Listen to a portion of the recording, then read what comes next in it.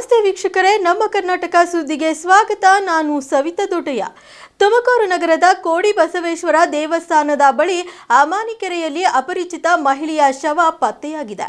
ಮೃತ ಮಹಿಳೆಗೆ ಸುಮಾರು 35 ರಿಂದ 40 ವರ್ಷವಾಗಿದ್ದು 2-3 ದಿನಗಳ ಹಿಂದೆ ಮೃತಪಟ್ಟಿರುವ ಸಾಧ್ಯತೆ ಇದೆ ಎನ್ನಲಾಗಿದೆ. ಸಾರ್ವಜನಿಕರು ಗಮನಿಸಿ ಪೊಲೀಸರಿಗೆ ಮಾಹಿತಿ ನೀಡಿದ್ದಾರೆ. ತುಮಕೂರು ನಗರ ಠಾಣಾ ಪೊಲೀಸರು ಸ್ಥಳಕ್ಕೆ ಭೇಟಿ ನೀಡಿ ಪರಿಶೀಲಿಸಿ ಮಹಿಳೆಯ ಮೃತದೇಹವನ್ನ ಜಿಲ್ಲಾಸ್ಪತ್ರೆ ಶವಾಗಾರಕ್ಕೆ ಸ್ಥಳಾಂತರಿಸಲಾಗಿದೆ.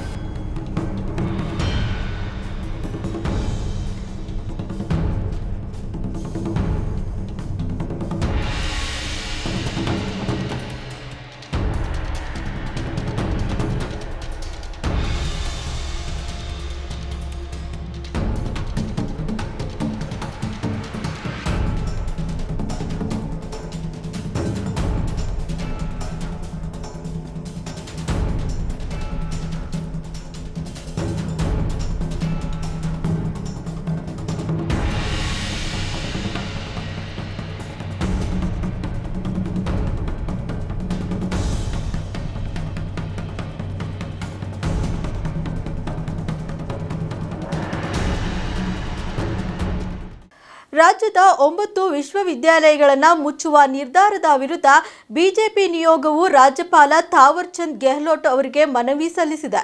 9 ವಿಶ್ವವಿದ್ಯಾಲಯಗಳನ್ನು ಮುಚ್ಚುವ ನಿರ್ಧಾರವು ಅವೈಜ್ಞಾನಿಕ, ಅಸಂವಿಧಾನಿಕ ಮಾತ್ರವಲ್ಲದೆ ಇದೊಂದು ಅನ್ಯಾಯದ ನಿರ್ಧಾರ ಎಂದು ಬಿಜೆಪಿ ತಿಳಿಸಿದೆ. ರಾಜ್ಯ ಸರ್ಕಾರದ ಈ ಕ್ರಮವನ್ನು ತಕ್ಷಣ ಹಿಂಪಡೆದುಕೊಳ್ಳುವಂತೆ ಸೂಚಿಸಿ ಸೂಕ್ತ ನಿರ್ಧಾರ ಕೈಗೊಂಡು ಲಕ್ಷಾಂತರ ಗ್ರಾಮೀಣ ಬಡ ವಿದ್ಯಾರ್ಥಿಗಳ ಭವಿಷ್ಯವನ್ನು ಕಾಪಾಡಬೇಕೆಂದು ಮನವಿಯಲ್ಲಿ ತಿಳಿಸಲಾಗಿದೆ. ಹಿಂದಿನ ಬಿಜೆಪಿ ಸರ್ಕಾರ ಬಜೆಟ್ನಲ್ಲಿ ಅನುದಾನ ನೀಡದೆ ಬೇಕಾಬಿಟ್ಟಿ ಟೆಂಡರ್ ಕರೆದು ಕೆಲಸ ಆರಂಭಿಸಿ ಗುತ್ತಿಗೆದಾರರಿಗೆ ಬಿಲ್ ಹಣ ನೀಡದೆ ಸುಮಾರು 30,000 ಕೋಟಿ ಬಾಕಿ ಉಳಿಸಿ ನಮ್ಮ ಸರ್ಕಾರದ ತಲೆ ಮೇಲೆ ಹೊರಿಸಿ ಹೋಗಿದ್ದಾರೆ. ಇದಕ್ಕೆ ಯಾರು ಹೊಣೆ ಎಂದು ಸಿಎಂ ಸಿದ್ದರಾಮಯ್ಯ ಅವರು ಬೆಂಗಳೂರಿನಲ್ಲಿ ಪ್ರಶ್ನಿಸಿದ್ದಾರೆ. ಬೆಂಗಳೂರಿನ ವಿಧಾನಸೌಧದಲ್ಲಿ ಮಾತನಾಡಿದ ಅವರು, ಬಾಕಿ ಬಿಲ್ ಪಾವತಿ ಸೇರಿ ಇನ್ನಿತರ ಬೇಡಿಕೆಗಳ ಈಡೇರಿಕೆಗಾಗಿ ವಿಧಾನಸೌಧದಲ್ಲಿ ತಮ್ಮನ್ನ ಭೇಟಿಯಾದ ರಾಜ್ಯ ಗುತ್ತಿಗೆದಾರರ ಸಂಘದ ಪದಾಧಿಕಾರಿಗಳಿಗೆ ಹಂತ ಹಂತವಾಗಿ ಬಾಕಿ ಬಿಲ್ ಪಾವತಿಸುವುದಾಗಿ ಮುಖ್ಯಮಂತ್ರಿಗಳು ಭರವಸೆ ನೀಡಿದರು. ಬಳಿಕ ಸುದ್ದಿಗಾರರೊಂದಿಗೆ ಮಾತನಾಡಿದ ಅವರು, ರಾಜ್ಯ ಗುತ್ತಿಗೆದಾರರ ಸಂಘದ ಪದಾಧಿಕಾರಿಗಳೊಂದಿಗೆ ಇಂದು ಸುದೀರ್ಘ ಮಾತುಕತೆ ನಡೆಸಿದ್ದೇನೆ. ಬಾಕಿ ಇರುವ ಬಿಲ್ ಪಾವತಿಗೆ ಮನವಿ ಮಾಡಿದ್ದಾರೆ. ಸರ್ಕಾರದಲ್ಲಿ ಲಭ್ಯವಿರುವ ಹಣಕಾಸನ್ನ ಅವಲೋಕಿಸಿ ಗುತ್ತಿಗೆದಾರರ ಬಾಕಿ ಬಿಲ್ಗಳ ಪಾವತಿ ಬಗ್ಗೆ ಪರಿಶೀಲಿಸಲಾಗುವುದು. ಏಪ್ರಿಲ್ ತಿಂಗಳಲ್ಲಿ ಸಾಧ್ಯವಾದಷ್ಟು ಬಾಕಿ ಬಿಲ್ಗಳನ್ನು ಪಾವತಿಸಲು ಪ್ರಯತ್ನಿಸಲಾಗುವುದು ಎಂದು ತಿಳಿಸಿದರು. ಏಪ್ರಿಲ್ ನಲ್ಲಿ ಕೊಡೋಣಪ್ಪ ಅಂತ ಹೇಳಿದ್ದೀನಿ ಹೊರತು ಅವರು ಹೇಳಿದ ರೀತಿಯಲ್ಲಿ ಅವ್ರು ಏನಂತ ಕೇಳಿದ್ರು ಅಂತಂದರೆ 30,000 ಬಾಕಿ ಇದೆ, 15,000 ಕೊಟ್ಬಿಡಿ ಏಪ್ರಿಲ್ ತಿಂಗಳಲ್ಲಿ. ಅವೆಲ್ಲ ಆಗದಿದ್ದ ಕೆಲಸ ಎಷ್ಟು ಸಾಧ್ಯನೋ ಅಷ್ಟು ಕೊಡ್ತೀವಿ ಅಂತ ಹೇಳಿ. ಬಟ್ ನಮ್ಮ ಹಣಕಾಸಿನ ಪರಿಸ್ಥಿತಿ ನೋಡ್ಕೊಂಡು ಕೊಡಬೇಕಾಗ್ತದೆ. ಬಾಕಿ ಎಲ್ಲ ಉಳ್ಕೊಂಡದ್ದು ಯಾರಿಂದ? ಇವರು ವಿರೋಧ ಮಾಡೋರ ಹಣ ಹಿಡಿದವರು ಕೂಡ ಒಪ್ಪಿಗೆ ಕೊಟ್ಟು ಒಪ್ಪಿಗೆ ಇಲ್ಲದೇವ್ರು ಕೂಡ ಟೆಂಡರ್ ಕರೆದು ಟೆಂಡರ್ನಲ್ಲಿ ಯಾಕೆ ಪಾರ್ಟಿಸಿಪೇಟ್ ಮಾಡಿ?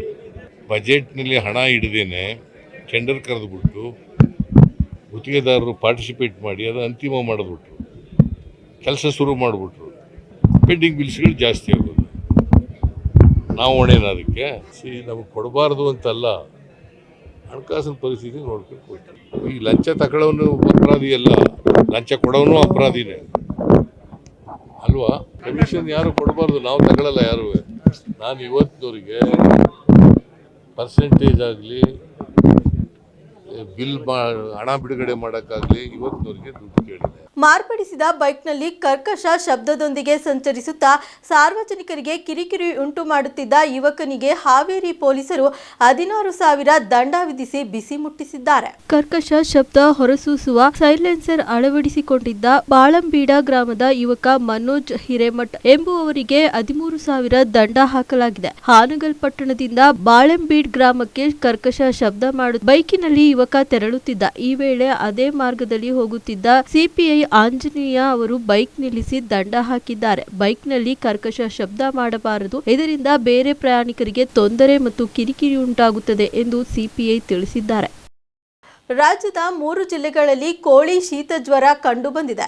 ಇನಿಯನ್ನ ಸೋಂಕು ಜನರಿಗೆ ಹರಡುವುದಿಲ್ಲ ಎಂದು ಪಶುಪಾಲನೆ ಮತ್ತು ಪಶು ವೈದ್ಯಕೀಯ ಇಲಾಖೆ ಉಪನಿರ್ದೇಶಕ ಡಾಕ್ಟರ್ ರವಿ ಸಾಲಿಗೌಡರ್ ತಿಳಿಸಿದ್ದಾರೆ. ಕೋಳಿ ಮತ್ತು ಮೊಟ್ಟೆಯನ್ನ ಸೇವಿಸಲು ಯಾವುದೇ ನಿರ್ಬಂಧ ಇರುವುದಿಲ್ಲ. ಆದರೆ ಮೊಟ್ಟೆ ಮತ್ತು ಕೋಳಿ ಮಾಂಸವನ್ನ ಚೆನ್ನಾಗಿ ಬೇಯಿಸಿ ಆಹಾರವಾಗಿ ಉಪಯೋಗಿಸಬಹುದು. ಕೋಳಿ ಶೀತ ಜ್ವರದ ಬಗ್ಗೆ ಆತಂಕ ಪಡುವ ಅವಶ್ಯಕತೆ ಇಲ್ಲ ಎಂದು ಅವರು ಹೇಳಿದ್ದಾರೆ. ರಾಜ್ಯದ ಎಲ್ಲ ನಗರಾಭಿವೃದ್ಧಿ ಪ್ರಾಧಿಕಾರಗಳು ಮತ್ತು ನಗರ ಯೋಜನಾ ಪ್ರಾಧಿಕಾರಿಗಳ ವ್ಯಾಪ್ತಿಯಲ್ಲಿ ಬರುವ ಖಾಸಗಿ ಬಡಾವಣೆಗಳ ಅನುಮೋದನೆಗೆ ಇನ್ನು ಮುಂದೆ ಸರ್ಕಾರದ ಅನುಮತಿ ಪಡೆಯಬೇಕು ಎಂದು ನಗರಾಭಿವೃದ್ಧಿ ಮತ್ತು ನಗರ ಯೋಜನಾ ಸಚಿವ ಬೈರತಿ ಸುರೇಶ್ ಸೂಚಿಸಿದ್ದಾರೆ. ರಾಜ್ಯದ ಎಲ್ಲ ನಗರಾಭಿವೃದ್ಧಿ ಪ್ರಾಧಿಕಾರಗಳು, ಯೋಜನಾ ಪ್ರಾಧಿಕಾರಗಳು ಸಾಧಿಸಿರುವ ಪ್ರಗತಿ ಕುರಿತಂತೆ ವಿಕಾಸಸೌಧದಲ್ಲಿ ಇಂದು ಪರಿಶೀಲನಾ ಸಭೆ ನಡೆಸಿದ ಸಚಿವರು, ಖಾಸಗಿಯವರು ಭೂಮಿಯನ್ನ ಖರೀದಿಸಿ ಬಡಾವಣೆಗಳನ್ನ ನಿರ್ಮಿಸಲು ಸಾಧ್ಯವಾಗುತ್ತಿರುವಾಗ ನಗರಾಭಿವೃದ್ಧಿ ಪ್ರಾಧಿಕಾರಗಳಿಂದ ಅದು ಏಕೆ ಸಾಧ್ಯವಾಗುತ್ತಿಲ್ಲ ಎಂದು ಅಧಿಕಾರಿಗಳನ್ನ ಪ್ರಶ್ನಿಸಿದರು. ಕಲಹ ಪೀಡಿತ ಮಣಿಪುರದ ಶಸ್ತ್ರಾಸ್ತ್ರಗಳನ್ನು ಸರ್ಕಾರಕ್ಕೆ ಒಪ್ಪಿಸುವಂತೆ ನೀಡಲಾದ ಸೂಚನೆಯ ಬೆನ್ನಲ್ಲೇ ಇದೀಗ 5 ಜಿಲ್ಲೆಗಳಲ್ಲಿ ಸಾರ್ವಜನಿಕರು ತಮ್ಮ ಬಳಿ ಇದ್ದ 33 ಶಸ್ತ್ರಾಸ್ತ್ರ ಮತ್ತು ಮದ್ದುಗುಂಡುಗಳನ್ನು ಪೊಲೀಸರಿಗೆ ಒಪ್ಪಿಸಿದ್ದಾರೆ.